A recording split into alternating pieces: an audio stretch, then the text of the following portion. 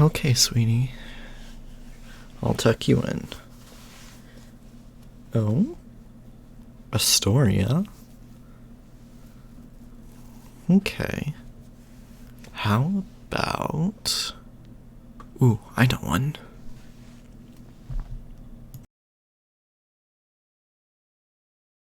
At the end of a long-lost wood, where the wise owl watched out for wolves, there once lived a little girl. Whenever the wind whistled, she wore a warm scarlet cloak, so animals called her Little Red Riding Hood. One breezy day, her mother said, "You must take this basket of sweet cherry pies to Grandma's house. Follow the twisty path, jump the puddles, and never speak to the big bad wolf." Little Red Riding Hood skipped away. She followed the twisty path and jumped over the puddles until she came to a bramble bush. A thorn spiked her scarlet cloak and held her tight. "Keep still, my dear," boomed a deep voice. "I'll set you free."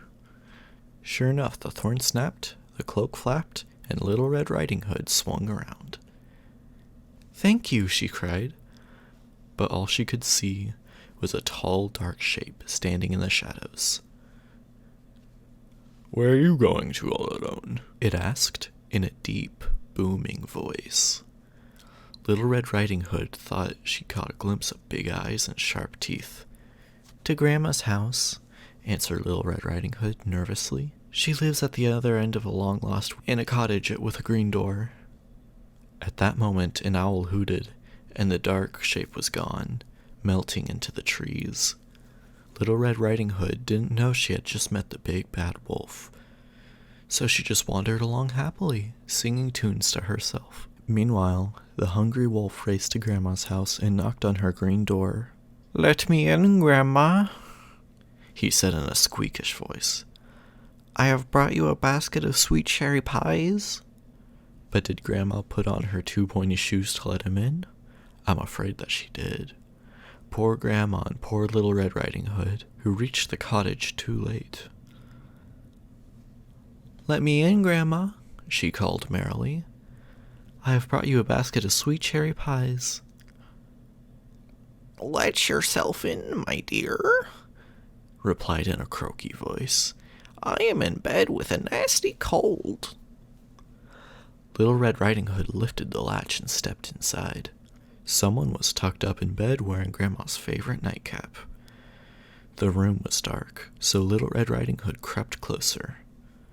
"Grandma, what big eyes you've got." "All the better to see you with," said the voice. With a sneeze, her nightcap fell off. "Grandma, what big ears you've got." "All the better to hear you with," growled the voice. "Grandma, what big teeth you got." "All the better to eat you with," the voice said with a roar. "Wait, you're not my grandma." The wolf sprang out of bed, its sharp teeth flashing in the dark. "And that's why you should never stop and speak to the big bad wolf." Now Little Red Riding Hood saw his fat tummy and she screamed, "Help! Help! The big bad wolf has eaten my grandma, and he wants to eat me too!" Luckily, the wise owl had already sent for the Storyland vets.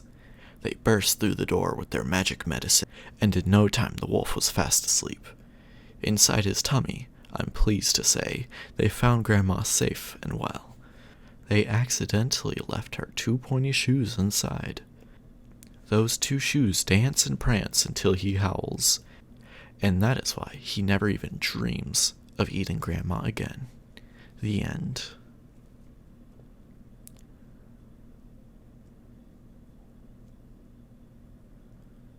My, you... that really must have tired you out, this story.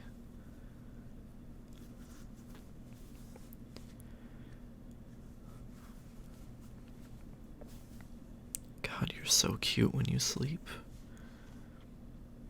Good night, darling.